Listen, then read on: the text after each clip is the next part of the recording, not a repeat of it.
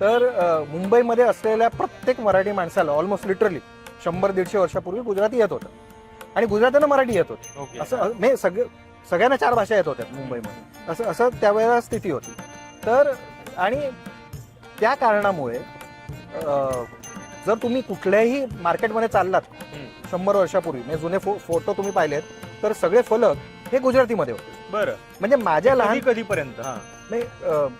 एक 60-70 वर्षापूर्वी म्हणजे माझ्या लहानपणी 80च्या दशकापर्यंत मला आठवते मुंबईच्या रेल्वे लाईन वरती जे फलक होते त्याच्यात गुजराती भाषा होती. बरं. म्हणजे विले पार्ले गुजरातीमध्ये लिहिलेलं मी पाहिलंय. मी पार्ल्यामध्ये लहानाचा मोठा झाला माझ्या लहानपणी. तर हे शहर जरी मराठी बहुल असलं त्यावेळी तरी मराठी लोकांचं राजकारणामध्ये वर्चस्व नव्हतं.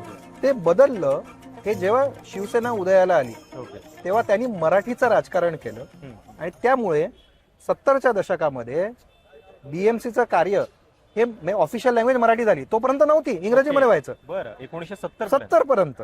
म्हणजे मुंबई महाराष्ट्राची राजधानी झाल्यानंतर 10 वर्ष नंतर आणि त्याच्यानंतर मला वाटतं 84 मध्ये शिवसेना सत्तेत आली तेव्हा त्यांनी पहिला फलक लावला गेटवे ऑफ इंडियाला, जिकडे मुंबई इंग्रजीमध्ये लिहिलेलं होतं, म्हणजे रोमन स्क्रिप्ट मध्ये. तोपर्यंत रोमन स्क्रिप्ट मध्ये बॉम्बे लिहित होते आणि इकडे मुंबई.